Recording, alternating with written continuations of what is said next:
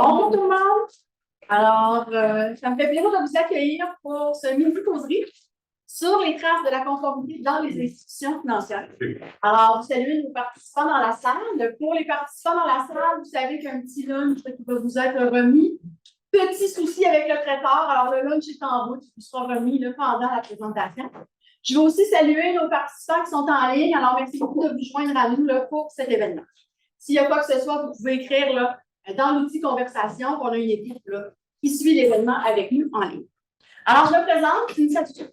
Je suis professeure aussi à la faculté de droit et je suis directrice du laboratoire en droit des services financiers.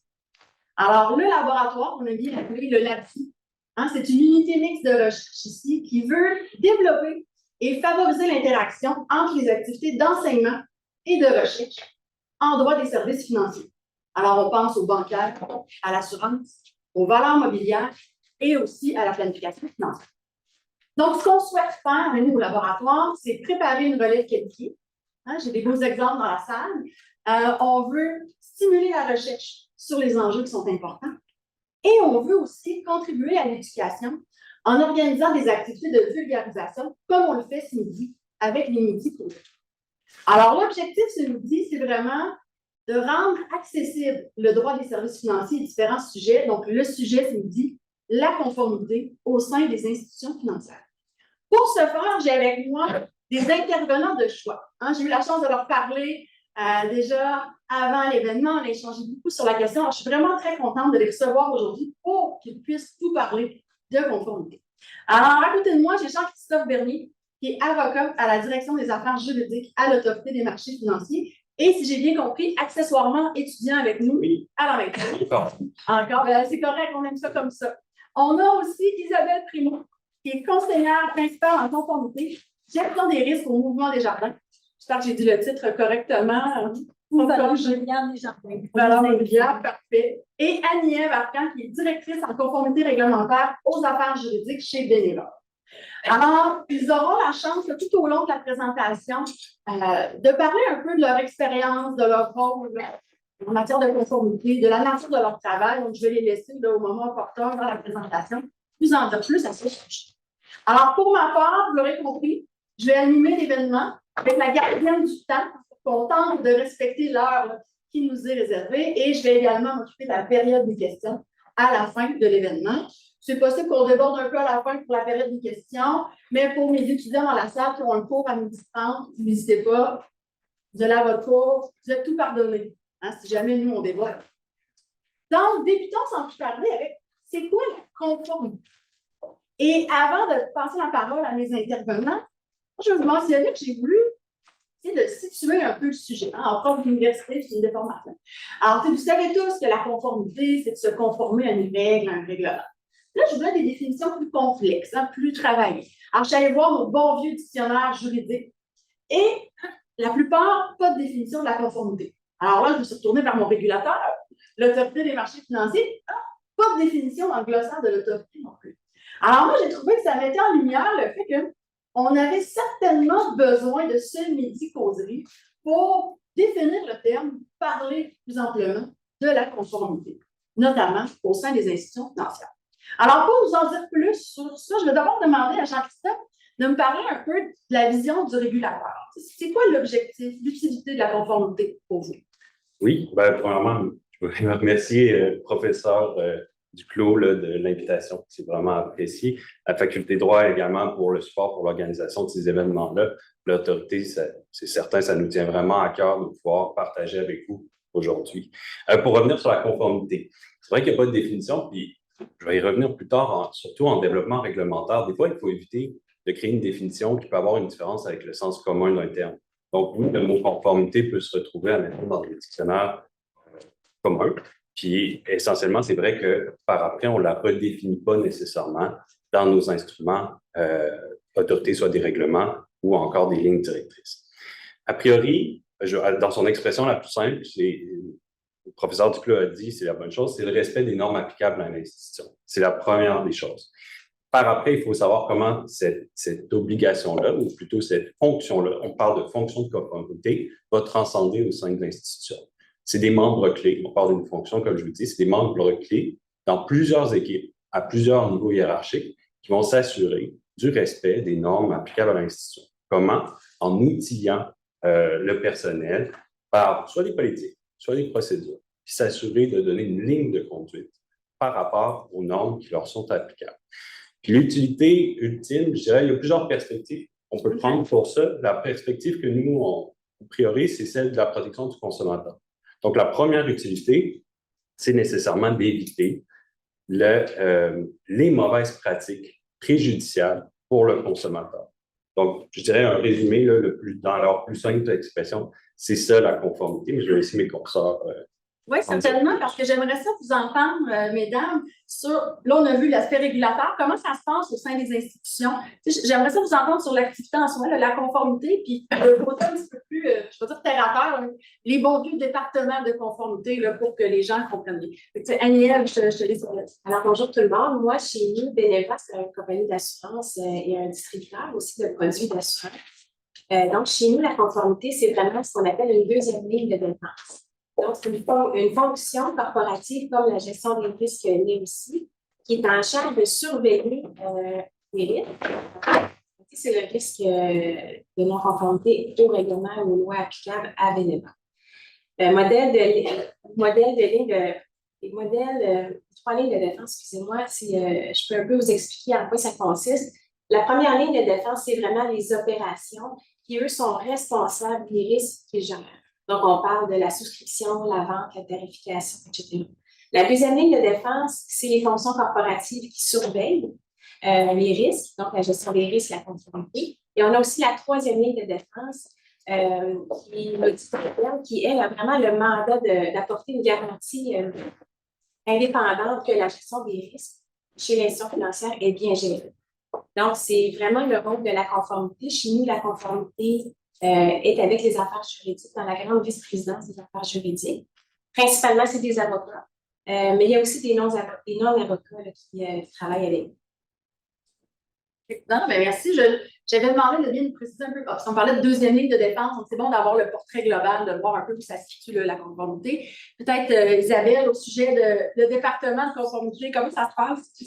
Bien, pour ce qui est de Desjardins, donc plus spécifiquement Valeur Mobilière Desjardins, on a une équipe de conformité exclusivement, entre autres. Je parlerai d'autres départements plus tard, mais pour si on est entre nous là, pour la conformité, bien, on a une équipe exclusive de conformité composée aussi, comme chez Beneva, pas juste de juristes, mais aussi des non-juristes. On peut avoir des CFA, on peut avoir des notaires et toute autre personne, par exemple, des anciens conseillers en placement qui avaient un attrait pour la conformité, des adjoints en placement aussi. Donc, c'est des gens, négociateurs sur les marchés boursiers aussi. Donc, ils font partie, ces gens-là, des équipes de conformité. Donc, je n'exclus personne. Il y a des gens là, qui ont un parcours peut-être pas nécessairement de juriste. Évidemment, on a besoin des juristes pour de prendre la relève parce que, évidemment, la conformité, les tâches de la conformité vont différer selon qu'on est dans une grande institution ou une plus petite firme de courtage.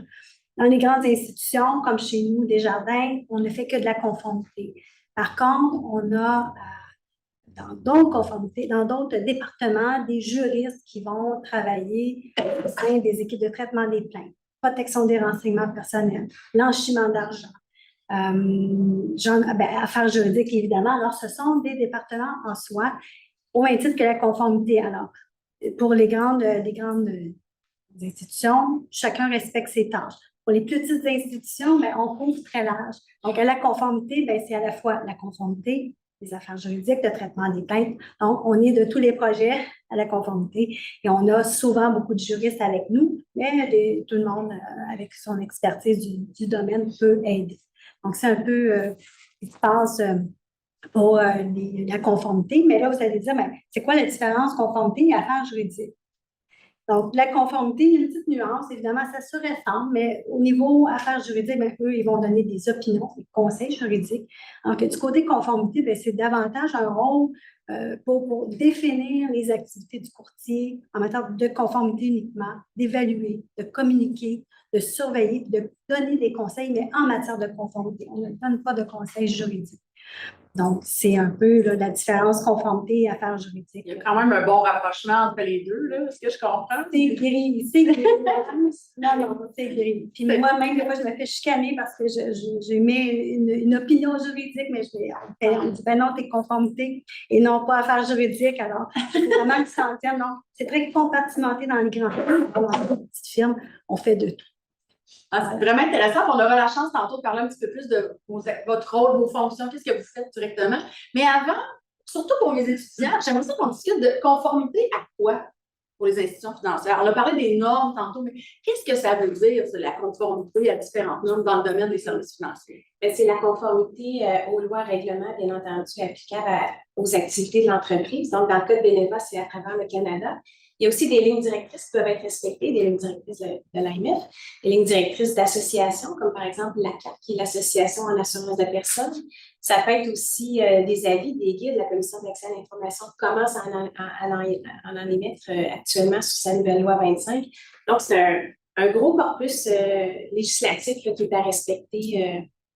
Donc, je rebondis là-dessus. C'est une petite question, là. Mais donc, on a à la fois un volet qui est des lois, des règlements, mais on a aussi du non contraignant, qui est davantage là, des documents informatifs, là, que vous allez entrer dans tout votre bagage pour mettre en place la conformité. Exactement. Intéressant. Et puis, est-ce que là, on parlait du domaine des services financiers, mais c'est plus que ça, si je comprends bien, Isabelle. On couvre encore une fois très large en conformité, pas juste les lois de l'AMF, les règles de l'AMF. On a les règles aussi de l'Institut, si on veut, plus fédéral, le PAN canadien, qui est l'organisme canadien de réglementation des investissements, qu'on appelle OCRI ou anciennement au CRCDM, pour ceux qui connaissent peut-être. Donc, on a ces lois-là à respecter, mais aussi les lois sur le recyclage de la criminalité, la loi sur la protection des renseignements personnels, la loi sur les sociétés par action, le code civil, le code criminel, le code de procédure civile, mais également aussi tout ce qui est politique et procédure interne à la firme de courtage ou à l'institution financière, manuel de conformité, code de déontologie. Alors, la conformité doit s'assurer du respect de ces règles-là internes à chacune des firmes. Donc, on en couvre. C'est très transversal là, comme domaine. Je dis souvent à mes étudiants que le droit des services financiers, c'est la charge de toucher un peu tous les domaines de droit. Je réalise que c'est aussi vrai en conformité. Absolument. Juste un exemple, la loi sur la langue française là, qui est arrivée en vigueur là, il n'y a pas tellement longtemps, on se doit, d'un point de vue conformité et affaires juridiques, de s'assurer qu'on est conforme, que nos formulaires d'ouverture de compte sont conformes et tout. Donc, on embarque dans une machine opérationnelle, mais il faut quand même avoir une bonne connaissance de cette loi-là qui entre en vigueur et d'en connaître l'impact sur la firme pour pouvoir un peu réagir et dire comment on met ça en vigueur chez nous, comment on l'adapte chez nous dans le quotidien. Isabelle, tu viens de mettre la table, mais une fois qu'on sait un peu c'est quoi la conformité, je pense qu'on comprend mieux. On comprend les sources qu'il faut vérifier pour s'assurer qu'on est dans le reste. Les activités d'entreprise respectent ces sources-là. Ce sur quoi j'aimerais vous entendre, c'est vraiment votre rôle. Les juristes au sein des départements de conformité, on reviendra après sur le régulateur. Qu'est-ce que vous faites? Qu'est-ce que vous faites comme activité? C'est quoi votre rôle dans ce? Je peux peut-être y aller. Dans le fond, il y a un grand rôle au niveau de la vigie réglementaire, de capter les nullités réglementaires. J'en regarde elle, parce qu'elle fait ça quotidiennement. Les capter, les analyser, les diffuser. Après ça, accompagner les secteurs pour bien leur expliquer les impacts de ces changements-là. On est aussi très impliqué en amont dans les projets divers, un nouveau produit qui va être lancé, un nouveau projet de refonte et peu importe. Donc, l'accompagnement, beaucoup du conseil, beaucoup de formation aussi. On doit former les gens des secteurs concernés par des nouvelles lois ou des lois existantes qu'on sent le besoin justement d'approfondir certains aspects. Puis un gros volet réédition de compte aussi. On est un peu les yeux, si on veut, de la haute direction. Donc, on a un travail de réédition là, pour s'assurer de donner un portrait de la gestion de la conformité de l'entreprise visée, les plans d'action si on en a besoin, s'il y en a qui sont nécessaires. Donc, ça ressemble pas mal à ça. On est un petit peu partout, là, je dirais. Là, je pense à mes étudiants principalement. De quoi ça va l'air une journée là, dans toi, sur ta liste de tâches? Qu'est-ce que tu fais dans une journée type? Il y a de l'analyse de loi, il y a de l'analyse de projet de loi, de réglementation, il y a de la rédaction d'avis de conformité, il y a beaucoup de réunions pour participer à des projets qui sont lancés.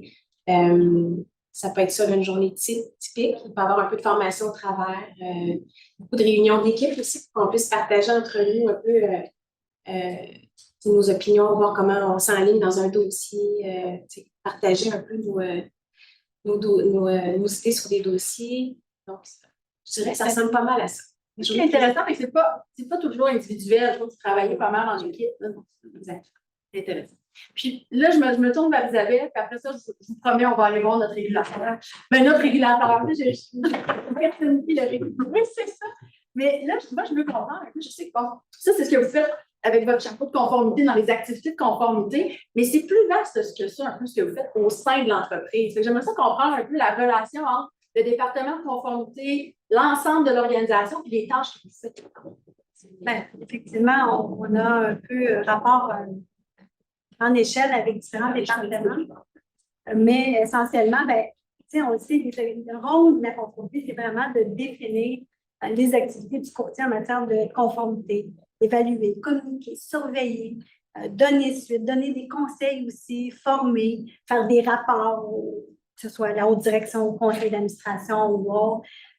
Mais on travaille aussi beaucoup en collaboration avec les conseillers en placement et le personnel là, de ces équipes-là pour notamment donner l'accompagnement dans certains cas clients, là, des cas peut-être plus complexes où ils se demandent quoi faire, comment aller de l'avant avec une problématique avec, je ne sais pas, un client inapte. Donc, il y a certaines craintes, questions, une zone grise. Donc, on en discute beaucoup avec eux pour voir comment on peut bien arriver là, à traiter le dossier. Évidemment, on travaille en collaboration avec les conseillers, mais on est parfois vu comme une police des valeurs mobilières à tort parce qu'on est là pour les accompagner, non pas pour sévir. Parfois, on le fait, mais évidemment, c'est toujours souvent une inquiétude de la part des conseillers en placement qui nous voient intervenir auprès d'eux en disant « mais qu'est-ce que j'ai fait encore? C'est pas encore la conformité, qu'est-ce qu'ils veulent? » Donc, on a ce côté encore, on tend beaucoup à réfuter parce que ce n'est pas notre but. On est là pour faire en sorte que les conseillers en placement soient les meilleurs, qu'ils traitent bien leurs clients, qu'ils les protègent bien.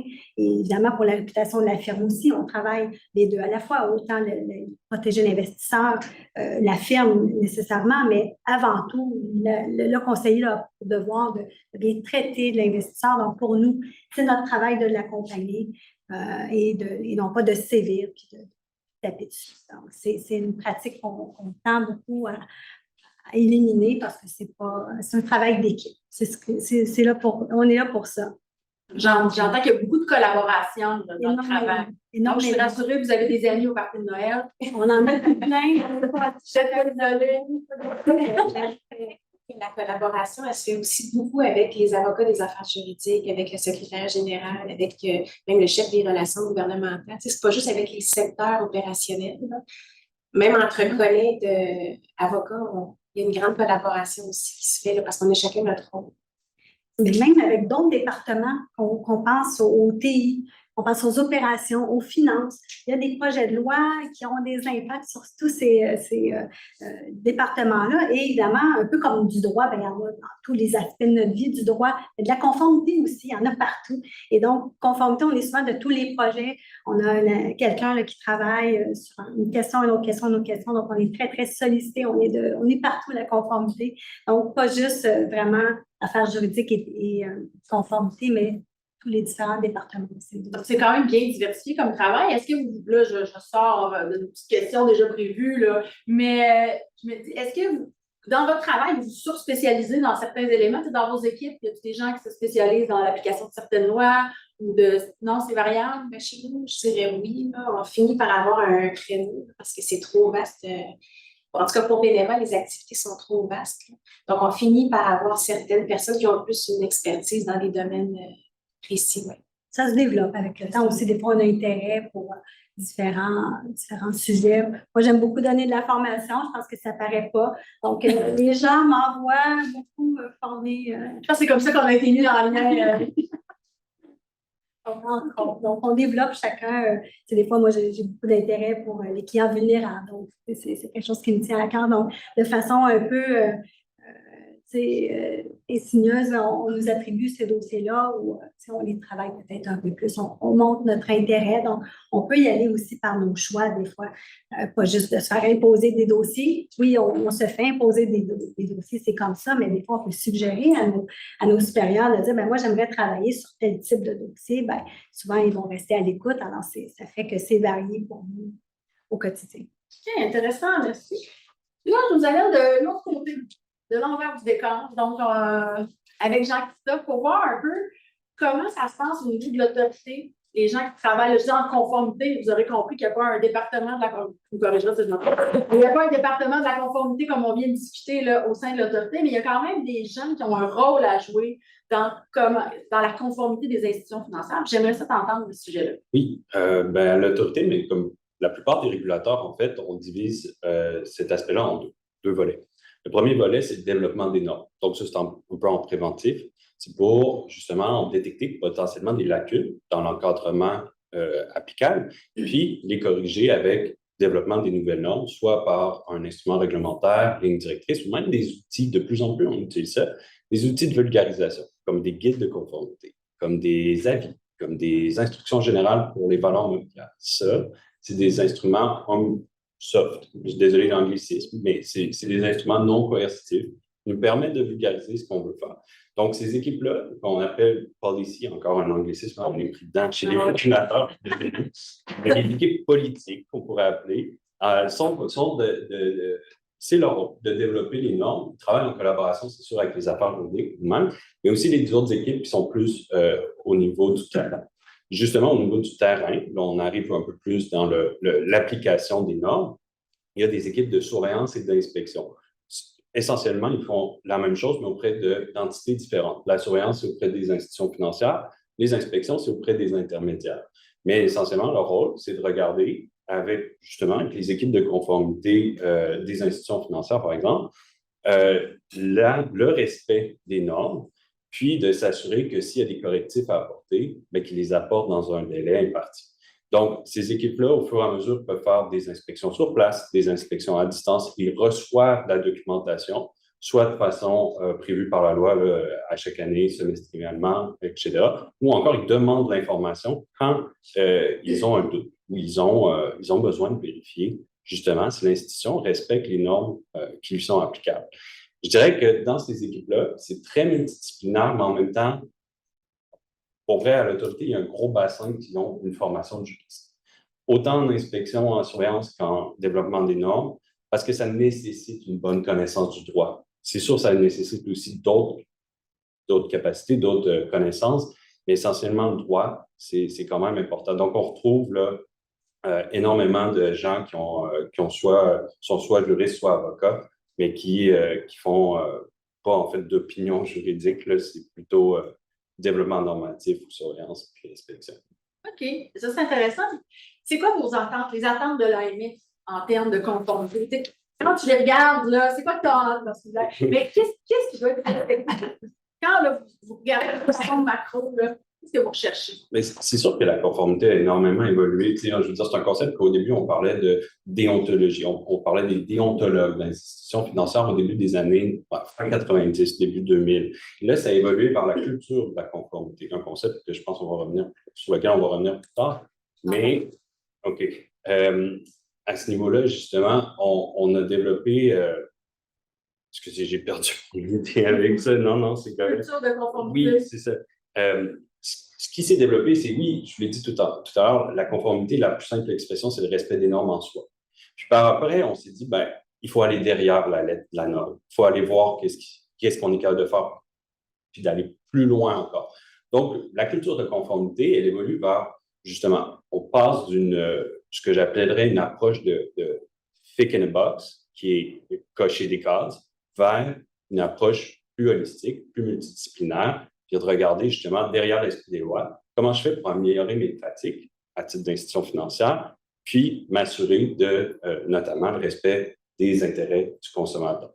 Donc, à ce niveau-là, c'est cette attente-là qu'on développe avec, je vous le dis, on n'est pas les seuls là, à l'AMF, les régulateurs, autant en valeur mobilière qu'en assurance, vont vers ce développement-là d'une culture de conformité qui transcende la simple application des normes puis le simple respect des normes. Donc, c'est notre attente qui, comme je vous dis, se développe de plus en plus. Oui, c'est pas toujours facile. Comme je dis, c'est les outils qui vont nous permettre justement d'atteindre cet objectif-là. Si on en restait à des règlements et des lois, je ne pense pas qu'on serait capable d'atteindre cet objectif-là. C'est par voie d'avis, d'instruction générale qu'on est capable de donner suffisamment, d'exprimer, je dirais, les attentes du régulateur en la matière, puis donner des pistes, des lignes de conduite aux institutions pour atteindre ces objectifs. Est-ce que dans la réglementation qui est en place, vraiment la loi et règlement, est-ce qu'on retrouve clairement une attente en matière de culture de conformité au sein des entreprises? Oui, je dirais, comme je vous dis tout à l'heure, il y a principalement deux secteurs là, dans lesquels les instruments varient, mais où les concepts se recoupent. C'est du côté des assurances ou des institutions financières, on parle de ligne directrice. Et on a la ligne directrice sur la conformité qui nous permet justement d'évoquer, en tout cas d'exprimer notre attente dans cette matière-là. C'est quoi le rôle d'une fonction de conformité? C'est quoi le rôle d'un chef de conformité? Ses relations avec les premières lignes, ses relations avec la troisième ligne qui l'a dit, et sa relation avec la haute direction et le conseil d'administration, le PHF. Puis, on a approximativement, je dirais, les mêmes attentes, mais là, du côté de Barre Mobilière, c'est sous forme de règlement. Donc là, on oblige la nomination d'un chef de conformité et on lui dévolue des rôles au fur et à mesure dans la réglementation. Donc, oui, c'est par ces instruments-là qu'on passe pour exprimer nos attentes en entière. Est-ce que la réglementation va plus loin? Est-ce qu'on prévoit un cadre précis pour dire comment devrait être sur un département de conformité que devrait faire exactement davantage dans du macro? Là. Je dirais que ça reste relativement macro parce qu'on veut laisser de la latitude aux institutions financières et aux intermédiaires de pouvoir développer leur propre culture en même temps. On leur donne les grands principes, puis c'est à eux, justement, avec les équipes de conformité par ailleurs, de développer cette culture-là à leur façon. Pourquoi? Parce qu'on ne veut pas un one size fits all. On ne veut pas que toutes les institutions se ressemblent au niveau de la gouvernance, de la conformité ou de la gestion des risques. Il faut que ça soit adapté à leur pratique, à leur réalité, à leur marché. Donc, nous, c'est plus au niveau macro, je dirais, nos attentes, mais de plus en plus quand on voit qu'il y a une nécessité d'apporter une spécification, une précision sur certains éléments, on ne se gêne pas, on ouvre la ligne directrice, on ouvre le règlement, puis on ajoute. OK, puis je me permets d'aller voir, mesdames, là, juste pour rebondir là-dessus. Comment, à l'interne, ça se passe, cette intégration-là de principe général de on veut une culture de conformité, on veut qu'à l'intérieur, vous ayez une préoccupation pour le consommateur. Est-ce que c'est quelque chose qui se fait instinctivement? Chez nous, si on retourne il y a 15 ans, c'était peut-être pas similaire à aujourd'hui. Je m'explique, là. Je trouve qu'aujourd'hui, la culture de conformité est beaucoup plus, fait partie, si on veut, est ancrée. C'est un principe qui est voulu par la haute direction, qui est, tu sais, dans le fond, j'ai plus à me battre, là, comme je ne sais pas que je me battais avant. Je veux dire, c'est plus facile maintenant, la culture de conformité que, par exemple, il y a 15 ans. Puis l'autre affaire, c'est que il y a eu comme un changement aussi. Tu sais, la conformité, tu l'as un peu mentionné tantôt. On était un petit peu vu comme la police avant. Tu sais, on vient vérifier la conformité à des lois. Maintenant, on est plus vu, il y a comme eu un changement. On est plus vu comme un partenaire à valeur ajoutée. Les gens nous aiment. Je veux dire, on a des amis parties de Noël, là, puis on se fait inviter pour les projets. Les gens ont des réflexes de nous impliquer dès le début. Chose qui était plus difficile avant. Moi, j'ai vraiment vu un changement. Puis on dit que les gens sont plus rassurés quand on est présent. Ils voient votre valeur ajoutée. Exactement. Si vous êtes présent dans tous les projets, mais c'est avec une attitude aussi. Moi, je regarde Eve, mais je le dis souvent, la conformité fâchée, j'en veux pas. Je veux vraiment qu'on soit ouvert, qu'on ait des pistes de solutions, qu'on écoute les besoins des secteurs, mais qu'on ait toujours en tête notre mandat premier, là, qui est de s'assurer de la conformité au règlement. OK, c'est intéressant. Je trouve que ça se passe un peu de la même façon là, chez Desjardins. Ça m'amène un peu à réfléchir à l'évolution de la conformité. On vient d'en parler un peu. Il y a une évolution dans le rôle, j'aurais envie de dire dans la façon dont c'est pris au sérieux. Quand je vous entends là, au sein des institutions, comment ça résonne en haut là, au conseil d'administration davantage. C'est vu comme étant vraiment un département, je dirais, de plus en plus important. C'est ce que j'entends. Est-ce qu'il y a d'autres choses qui ont changé? T'sais, moi, quand je regarde un peu là, depuis le début de mes recherches, il me semble que je regarde le corpus réglementaire, j'ai l'impression qu'il y a de l'évolution là-dedans aussi. Ben, tu sais, oui, on parle de culture de conformité pour ce qui est du respect des lois et règlements, mais il y a beaucoup plus que ça parce qu'on veut mettre l'accent sur l'importance de l'intégrité personnelle qui est nécessaire là, pour traiter les clients avec bonne foi, honnêteté, loyauté en tout temps. Donc, l'intérêt du client, là, ça, c'est extrêmement important. Et ça a cheminé beaucoup à travers les années. Ça fait au-dessus de 20 ans, là, puis on voit vraiment qu'on donne de l'importance aux clients par rapport à la protection des firmes. Avant, on avait davantage l'impression que, on sait bien, les grandes firmes se protègent entre elles, puis les tribunaux sont en faveur des grandes firmes, alors que maintenant, vraiment, de plus en plus, on sent que les firmes sentent l'intérêt du client. C'est ce qu'on souhaite avant tout, mais on devient aussi, de point de vue général, non pas une police, mais des collaborateurs, des partenaires d'affaires dans les différents projets des firmes de courtage, des institutions financières. Donc, c'est vraiment, oui, les lois, les règlements demeurent. Notre rôle conformité ou affaires juridiques, c'est aussi de dire, mais voilà, c'est bien beau, là, on a plein de projets, le fun, mais la loi dit qu'on devrait faire tel ou tel truc. Des fois, c'est pas très glamour parce que c'est pas d'un côté business, c'est pas très fun pour les clients, c'est pas très bien présenté, c'est pas très marketing, mais en même temps, des fois, on dit, mais regarde, peaufine ça comme tu veux, mais la loi, c'est ce que ça dit et on ne peut pas vraiment aller au-delà de ça. Donc, on a toujours un petit côté d'empêcheur de tourner en rond qui nous suit parce qu'ils nous disent, ouais, mais la conformité vient de péter notre bulle. Mais malheureusement, autrement, les firmes ont toujours le loisir de dire, c'est bien, on prend acte de ce que dit la loi, mais on insère une certaine gestion de risque du côté des firmes. On dit, OK, on va tenir compte de la loi, on va un peu jaser tout ça pour rendre ça peut-être plus attrayant pour le client, plus vendeur, mais tout en étant dans le respect de la loi. Une certaine... Il y a une zone d'interprétation de ce que je comprends. Je ne sais pas si le régulateur est d'accord. Ça, on fait en inspection.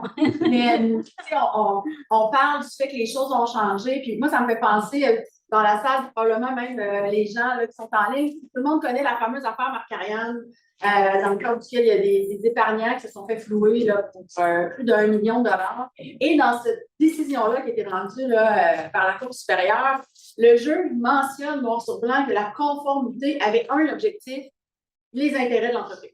Puis dans cette décision-là, c'est un peu tellement c'est impossible, tellement c'est gros, là, mais la conformité demande de changer les fiches clients pour que ce qui est détenu dans le portefeuille corresponde à la fiche client, pas corresponde nécessairement au client. Puis il se passe toutes sortes d'affaires. J'entends que depuis ces décisions-là, les choses ont évolué. Pensez-vous que les choses ont évolué autant, tant dans les grandes entreprises que dans les plus petites entreprises avec la réglementation qui est en place? Il n'y a pas beaucoup de choix. Donc, il n'y a pas de marge. Il n'y a pas tant de marge, en tout cas, à mon point de vue. On a les régulateurs qui viennent nous inspecter régulièrement.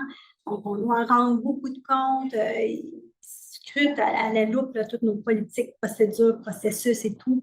Donc, tu sais, on ne peut pas diverger tant que ça. On a régulièrement des demandes d'information et tout. Donc, on est très en collaboration avec le régulateur. Et moi, je les vois toujours comme étant les bienvenus et non pas comme le régulateur qui est là pour nous punir et sévir contre nous.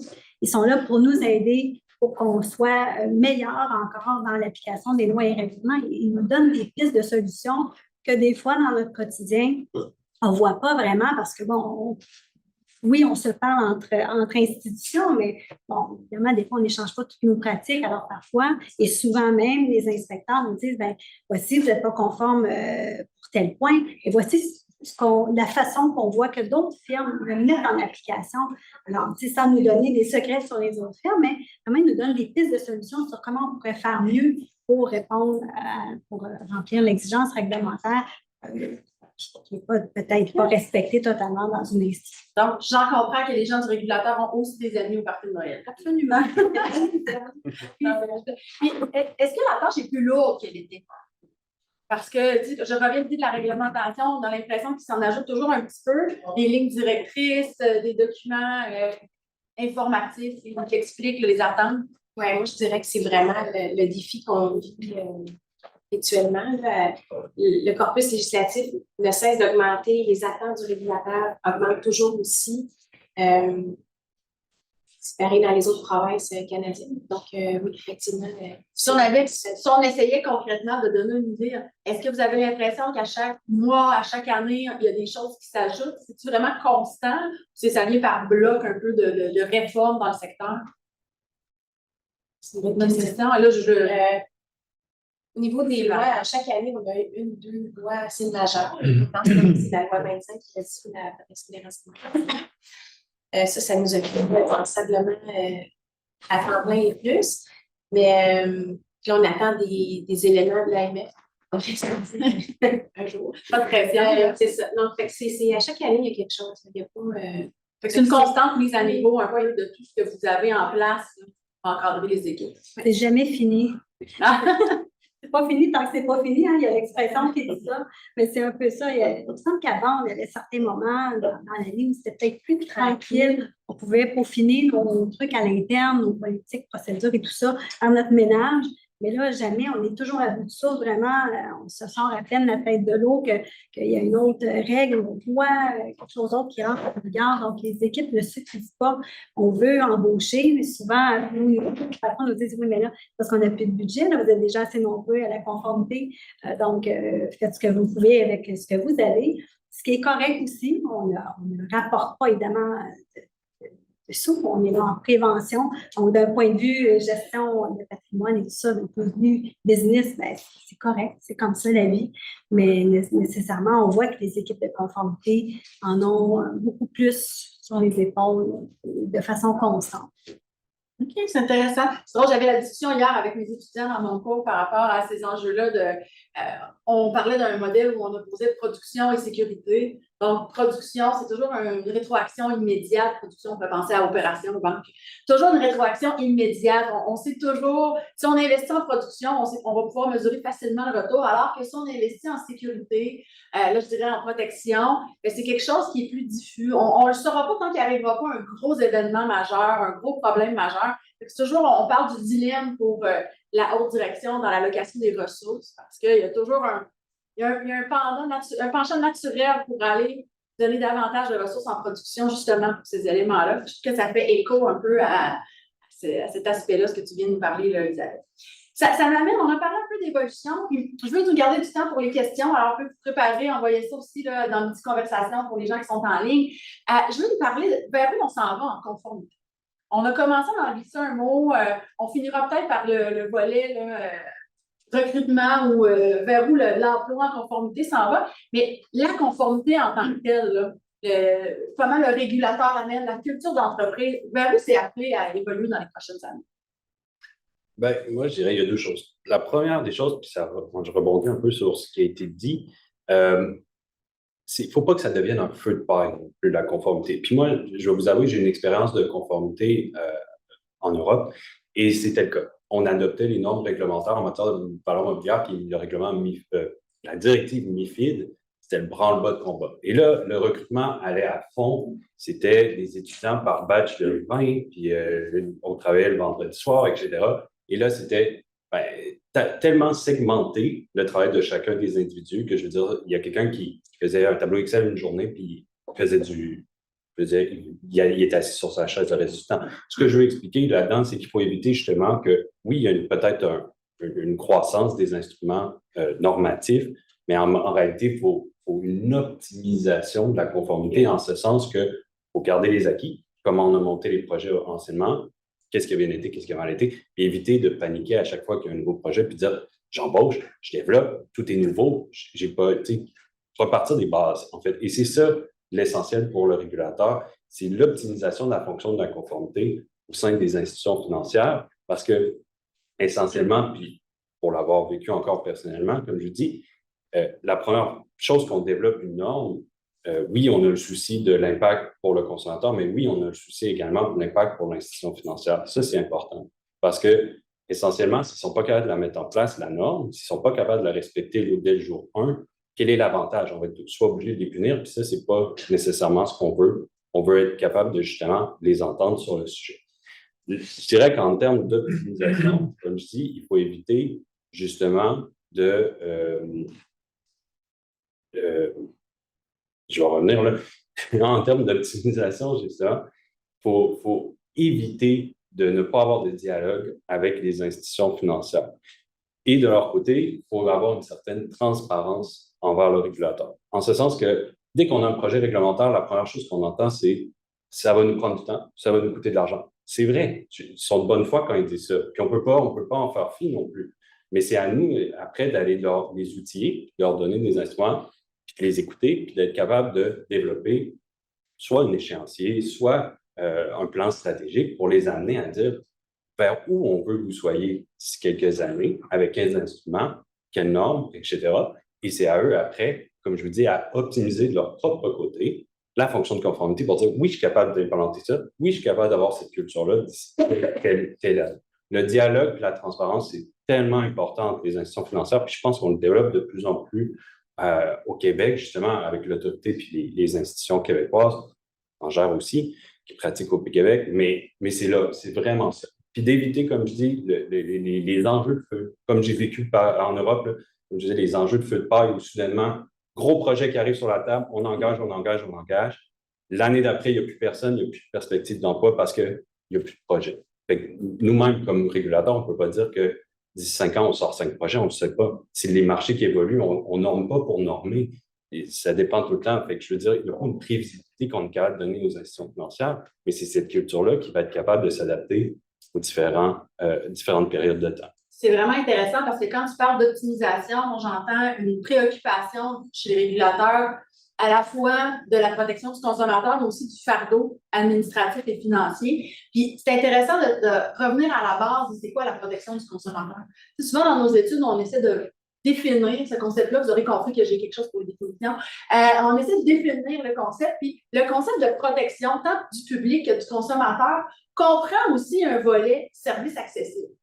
Puis qui dit service accessible, c'est service qui peut être offert par les entreprises. Donc, il faut que le modèle de réglementation dans lequel se déploie cette industrie-là permette d'offrir des services accessibles. Je trouve ça intéressant d'entendre parler d'optimisation pour le futur parce que ça fait partie d'un tout dans la protection. C'est sûr qu'il y a beaucoup de choses, évidemment, dans la protection du consommateur, là, mais cet aspect-là doit être inclus. Je trouve ça intéressant de t'entendre à ce sujet-là. Peut-être simplement rajouter, là, vous entendez également le vocabulaire qu'on utilise en optimisation. Mais des fois, on entend beaucoup charge, fardeau. Ces choses-là, justement, c'est un vocabulaire qu'on aimerait éliminer. Probablement, mes consoeurs aussi aimeraient éliminer, parce que justement, c'est vu, c'est des termes négatifs. Je veux dire, c'est comme si la conformité, c'était une charge. C'est comme si la conformité, c'était un fardeau. Il faut éviter ces choses-là. C'est ce vocabulaire-là, il faut faire changer la culture là-dessus. Donc oui, terme optimisation, je pense que c'est un meilleur terme pour ça. J'en prends bonne note. Non, c'est pas une critique. Non, au contraire. Non, c'est vrai que de parler positivement de la conformité, des départements de conformité, ça peut faciliter peut-être le travail de ces gens-là, de ces organisations à l'interne des institutions. Je trouve que c'est super intéressant. Puis, je vais aller plus loin. Là, on va parler un peu de comment tout ça peut... comment on pourrait faire mieux, en tout cas du moins avec ce qu'on a en ce moment. Puis, c'est quoi l'avenir pour la conformité? Est-ce qu'on est juste dans le juridique ou on va devoir aller plus loin? Puis c'est quoi les aptitudes qu'on va rechercher pour les gens de conformité là, demain? Je pense qu'une équipe de conformité qui va vivre longtemps et qui va être performante, elle doit absolument s'adapter, oui, aux nouvelles lois, aux règlements, mais aussi aux nouvelles réalités, par exemple, aux nouvelles technologies. Même aux problèmes générationnels. On doit quand même rester ouvert et au courant de tous ces aspects-là, pas juste strictement la loi, parce qu'on va passer à côté de certains éléments qui sont importants. Par exemple, les technologies, on a beaucoup de projets avec les TI, même avec l'innovation, qui ont des super bonnes idées. Et c'est sûr que pour les avocats en conformité, ça vient vraiment nous challenger, parce que ça embrasse un peu tous nos concepts de base, mais c'est là, on doit aller chercher de la formation, on doit vraiment s'éduquer pour bien pouvoir suivre ces changements-là. Je pense que c'est un des aspects. OK, c'est intéressant. L'aspect technologique, on le dit tous. Nous autres aussi, des fois, à la faculté, on aurait besoin d'une petite formation complémentaire, surtout avec les nouvelles, les ChatGPT et les autres instruments de ce monde. Il faut en prendre en considération, parce que je trouve ça intéressant. Puis là, ça m'amène à un de mes derniers sujets avant qu'on entre dans les questions. Alors, je vous invite encore une fois à préparer vos questions. De quoi est fait demain pour mes étudiants? De quoi vont avoir besoin les départements de conformité dans un temps de relève? Non pas dans les attitudes, mais est-ce que vous pensez qu'il va y avoir des besoins? On va peut-être débloquer des budgets. Est-ce qu'il y a, puis même chez le régulateur, j'aimerais vous entendre un peu sur l'aspect perspective professionnelle dans ce secteur. Ben, je peux y aller, il y en a plein. Je veux dire, j'ai pas tous les postes que je voudrais avoir en ce moment, mais je pense que c'est une carrière en conformité, c'est une carrière d'avenir. C'est pas appris à disparaître à court terme, c'est pas selon moi. Là. Donc, les perspectives sont grandes. Peut-être qu'il n'y a pas toujours des affichages de stages, par exemple, de postes d'étudiants. Moi, j'inviterais les gens à aller cogner aux portes. Des fois, on n'est peut-être pas aussi structuré qu'un grand bureau, mais il peut y avoir des opportunités, des fois, pour des jeunes, des étudiants ou des gens qui ont terminé leur barreau. Donc, foncez. C'est ce que je suggérerais de faire. C'est intéressant. Prendre les devants. Prendre les devants, parce que des fois, les besoins se créent quand même assez rapidement. Ben, juste pour rebondir là-dessus, sachez qu'on travaille sur une initiative auprès du laboratoire pour rendre visibles les différents employeurs potentiels dans le domaine des services financiers. Alors, j'aurai la chance de tous vous approcher là, avant de rendre ça disponible en ligne, mais pour que les étudiants puissent voir là où il peut y avoir une ouverture, peut-être que de leur permettre là, de prendre les devants, justement, là, ou qui sait peut-être de mettre en place un système. En tout cas, on verra en temps et lieu. Chez vous, Isabelle aussi, je suis pas. Isabelle, c'est ça, Isabelle, je suis correcte. Aussi, je pense que l'avenir assuré pour les gens en conformité des avocats parce que c'est encore méconnu. Et c'est difficile aussi pour nous de recruter des fois parce que les gens n'ont pas l'impression qu'un avocat, c'est utile en conformité. Donc, ça ne savent pas trop ce que ça mange en hiver, finalement.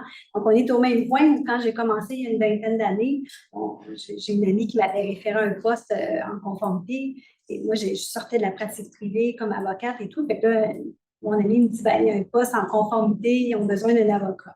Ah, OK, fine. Qu'est-ce que ça mange en hiver? Donc, j'ai appliqué. D'emblée, j'ai eu le poste, mais je n'avais aucune expertise en tant que tel en valeur mobilière. Il n'y avait pas de cours qui se donnaient à l'époque, comme vous avez aujourd'hui. Vous êtes très chanceux. Donc j'ai fait mon chemin petit à petit avec, j'ai appris sur le tas, comme on dit. Oui, j'ai suivi des cours par la suite parce que c'est devenu à la mode, là, un peu plus, ça a été plus connu. Alors, tant mieux si des midi-causeries comme aujourd'hui peuvent vous permettre là, de mieux découvrir ce que c'est que la conformité et ce que ça mange en hiver. Et vous êtes toujours les bienvenus chez nous. Le pire qui arrive, c'est qu'on vous dit non. Vous savez que des fois, c'est des questions de budget. C'est pas parce que vous n'êtes pas un bon candidat, malheureusement. Il y en a plein de bonnes personnes qui ont un bon fit avec les équipes et tout. Mais oui, je pense que si vous avez le goût là, de découvrir la conformité, ben il y a un avenir pour vous, c'est assuré. Puis dernièrement, oui, juste pour terminer sur ce point-là, venez cogner à notre porte aussi. N'hésitez pas, nous, on est du côté public, c'est sûr, la protection du consommateur, mais essentiellement, je veux dire, c'est les mêmes perspectives d'emploi. Parce que je veux dire, il y a de la place, en ce moment, on ne veut pas, il y a une pénurie de main-d'œuvre, même au sein des régulateurs ou d'autres entités publiques. Donc, essentiellement, oui, on a des postes ouverts pour vous, autant au niveau, comme je vous disais tout à l'heure, développement normatif, surveillance, inspection, puis je veux dire, on recrute des gens qui ont des bacs en droit, tout ça, des formations de juristes. Oui, beaucoup, énormément. Puis, affaires juridiques, ça peut être contentieux. Donc, il y a plusieurs équipes internes qui, comme pour les institutions financières, qui recrutent à ce niveau-là. Moi, j'aimerais juste ajouter peut-être un petit bémol, puis je pense que ce n'est pas une situation qui va être vécue au Canada, mais je m'aimerais vous raconter juste ce que je vous expliquais tout à l'heure, la situation en France. Quand j'ai fait une formation là-bas, c'était un moment de développement réglementaire suite à la crise économique, etc. C'était le début des premiers, ce qu'on appelle Master 2, là, qui est la deuxième année de maîtrise là-bas. C'était le début des grands masters sur le droit pénal financier. Et là, il y a à peu près 15 universités à Paris. Les 15 avaient un Master 2 là-dedans. Il y avait l'Université de Strasbourg qui se développait tout en services financiers. Strasbourg, Montpellier, Toulouse, etc., Bordeaux. Et là, tout le monde voulait devenir officier de conformité à ce moment-là. Il disait que c'était la perspective d'avenir, il y avait de l'emploi. Bien, il y a des années où on s'est ramassé où il y avait plus d'officiers de conformité que, excusez-moi l'anglicisme, mais de traders sur la table de trading. Donc, pour un trader, on avait 5 officiers de conformité qui regardaient. Je veux dire, à un moment donné, ce n'est pas de l'optimisation des ressources. Oui, c'est une perspective d'avenir. Puis comme je dis, au Québec, je pense que l'équilibre est plutôt respecté, mais je répète, essayons d'éviter à ce moment-là les feux de paille, dans le sens qu'une bonne culture de la conformité va s'assurer que les ressources sont utilisées adéquatement en bon nombre, avec probablement, puis en fonction des activités exercées par l'institution financière aussi. C'est ça qui est important. Donc, comme je dis, petit bémol, du côté peut-être des plus gros pays, mais au Canada, je pense pas qu'on est en tout cas. Non, je pense que les étudiants peuvent encore s'orienter vers le droit des services financiers, de la conformité. Il y a de la place. Avant la question, je vois quand même, là, je vais aux questions en premier, on conclura officiellement. Une première question super intéressante qui nous vient de personnes en ligne. Là. Est-ce que c'est possible d'avoir des exemples concrets sur la différence entre ce que fait le département de la conformité et des avis juridiques? On a parlé un petit peu tantôt, je pense qu'il y a des gens qui aimeraient savoir plus de détails, des exemples concrets, peut-être donner un exemple de l'avis juridique. Les départements juridiques vont faire telle affaire pour l'entreprise, conformité, telle chose, dans un dossier, par exemple, là, dans un même dossier. Je peux peut-être y aller. Oui. C'est quand même la question à 100 000 mais les affaires juridiques vont émettre leur opinion juridique. Des fois, il y a une prise de position qui va être prise par l'avocat. Puis des fois, ils vont être au courant de non-conformité, on pourrait dire. Alors que l'avis de conformité, c'est vraiment un avis de conformité à une loi, un règlement, faire ou pas faire quelque chose. C'est sûr que là, on pourra moins naviguer dans la non-conformité. S'il y a une non-conformité qui nous est révélée, bien là, nous, on a un processus d'escalade qu'on va appliquer. C'est un peu la différence. Il y a peut-être plus une prise de position au niveau du juridique, prise de risque. Il y a le secret professionnel, qui est une autre question qu'on ne voudra peut-être pas aujourd'hui. Mais en fait, ça pourrait prendre le sujet de...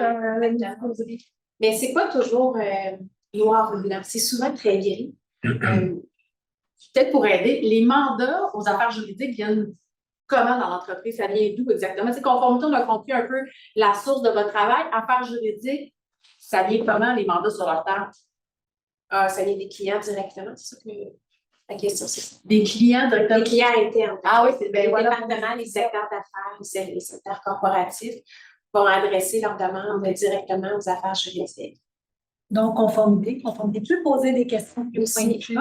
Ouais. Je pourrais demander une opinion juridique sur certains éléments d'interprétation plus pointus. Mais c'est là, on navigue un peu dans le... Je comprends, c'est là qu'on voit qu'il y a un peu flou. Je ne sais pas si ça répond à la question. J'invite le participant à nous confirmer. Une autre question très intéressante qui nous vient en ligne, puis vous allez vous voir dans la salle dans un instant, mais je trouve que la question est pertinente. On me demande si vous faites affaire pour mettre en place votre programme de conformité avec des entreprises externes. Alors, on parle de programmes de conformité en ligne ou d'accompagnement de ce type-là. Est-ce que c'est quelque chose qui se fait? Pas pour nous, en tout cas, pour Desjardins. Oui, on peut faire appel davantage à des consultants qui ont avec eux souvent des outils, qui vont faire l'analyse d'outils externes pour nous, mais ça peut être des firmes d'avocats, des firmes en développement de projet et tout ça. Donc, mais pas nécessairement d'outils comme ça. Mais ils peuvent vous assister dans une certaine mesure. Oui, absolument. C'est la même chose. Oui, c'est la même chose. Moi, maintenant, parce qu'on commence à être une bonne équipe, mais il y a plusieurs années, on pouvait faire affaire avec des consultants externes. Pour nous accompagner sur différents. Puis ça, j'ai décidé. Ça peut être sur ça peut être des bureaux d'avocats, ça peut être de KPMG de son OK, c'est intéressant. Une autre question intéressante, puis c'est valable pour vous deux, là, on ne t'oubliera pas, Jean-Christophe. Comme vous avez des entreprises, vos organisations sont quand même à l'échelle pan-canadien. Est-ce que le travail est différent si on travaille en conformité au Québec versus ailleurs au Canada? Je ne sais pas si c'est quelque chose, des choses que vous savez, mais c'est une question que je trouve ça intéressant. Notamment, est-ce qu'il y a des différences dans les normes applicables? Ici, on a l'Autorité des marchés financiers qui a juridiction au Québec. Donc, est-ce que quand on sort du Québec, on se retrouve avec des régulateurs qui ont la même vision, qui partagent cette volonté-là de culture d'entreprise? Notre régulateur principal, ça demeure l'AMF. Dans les autres provinces, oui, il peut y avoir des petites différences. Le Québec est toujours un peu particulier là, avec ses réglementations. Donc, oui, il y a des différences. Par contre, c'est pas irréconciliable avec ce qu'on a ici. Mais il va y avoir des différences. Et dans ce cas-là, est-ce que vous trouvez une façon de répondre à l'ensemble de la réglementation en harmonisant un peu auprès de l'interne? OK, c'est intéressant. Donc, si au Québec, notre réglementation est plus sévère, on vient monter le niveau partout au Canada. Et vice-versa. Exact. OK, intéressant. Très bonne question. Peut-être dans la salle, est-ce qu'il y a des gens qui avaient des questions? Oui. Oui, moi, je viens de sortir d'un bain de la loi 25 avec je suis avocat de pratique et je pratique la médiation intensive. Je regarde ce que la loi 25 nous demande. Hein? Pour le secret professionnel, on repassera avec la loi du barreau. Il en exige plus, eux autres, que bon. Tout ça pour vous dire, j'ai ici ce matin, je disais, hey, la conformité, ça va être le fun. Je reçois des lettres, des fois, de clients, de clientes et directrices de la conformité, etc. Tout à fait là. Fait que, moi, là-dedans, là, je vous avoue que je suis un petit peu perdu. J'arrive ici ce matin, là, je viens parce que justement, j'étais piqué de curiosité. Et là, j'entends parler de concepts, etc. Là, mais écoutez, je suis avocat, hey, donnez-moi le règlement, donnez-moi la loi, je vais regarder ça, là, puis c'est correct, pour vous donner mon opinion là-dessus. Mais là, ce matin, ce que vous dites, là, je trouve ça vague, là. Je trouve ça vague, puis je me trouve dans le même état que j'étais avec la loi 25. Donc, vous me dites que pour vous, la conformité, c'est encore vague. C'est ça que je Ah comprends. oui, OK. Comment on pourrait vous aider? je peux vous expliquer davantage. Expliquer davantage. Qu'est-ce qu'on pourrait ajouter avec moi? C'est intéressant, il faut qu'on le sache. On va essayer de rendre ça plus clair. Je peux peut-être le prendre Ben oui. parce que la loi 25, je suis la directrice du projet chez Beneva. Dans le fond, la loi 25, c'est une nouvelle loi. Donc, on a eu cette loi-là qui est arrivée il y a 2-3 ans. Grosse analyse de fait, beaucoup de travaux qui doivent être faits pour se mettre en conformité avec cette loi-là. La particularité chez Beneva, c'est que le responsable, le chef de la conformité, notre premier vice-président aux affaires juridiques là, a plusieurs chapeaux. Il est responsable des affaires juridiques, il est secrétaire général, il est le chef de la conformité et il est le responsable de la protection des renseignements personnels. Et donc, avec tous ces multiples chapeaux-là, c'est sûr que là, la loi 25, la mise en conformité, c'est la conformité, là, c'est mon équipe qui s'occupe de mettre en application ces nouveautés-là, mais tu sais, c'est un gros projet, c'est pas juste une liste de requis, là, ça amène plusieurs projets. Donc, à ce niveau-là, pour la loi 25, la fonction de conformité, là, notre direction de conformité elle a vraiment le rôle de s'assurer que les exigences sont comprises, que les écarts sont bien ciblés, que les travaux requis sont faits pour la date d'entrée en vigueur qui était vendredi passé. Donc, c'est là que la conformité est venue travailler de faire avec les secteurs pour justement identifier qu'est-ce qui devait être changé, qu'est-ce qui devait être modifié. Il y a beaucoup de gestion de changement avec cette loi-là. Là. Donc, tout ça a été fait avec la conformité. C'est peut-être plus particulier chez nous avec les multiples chapeaux, comme je le disais tantôt, de notre premier vice-président, mais c'est comme ça un peu qu'on le traduit là, pour cette loi-là. Moi, ce que je regarde, c'est le coût de tout ça. Ah ouais. Hein? Ça coûte cher. Et pour une entreprise, une petite entreprise, les chiffres de vente, là, ils vont baisser. C'est des dépenses énormes. Hein?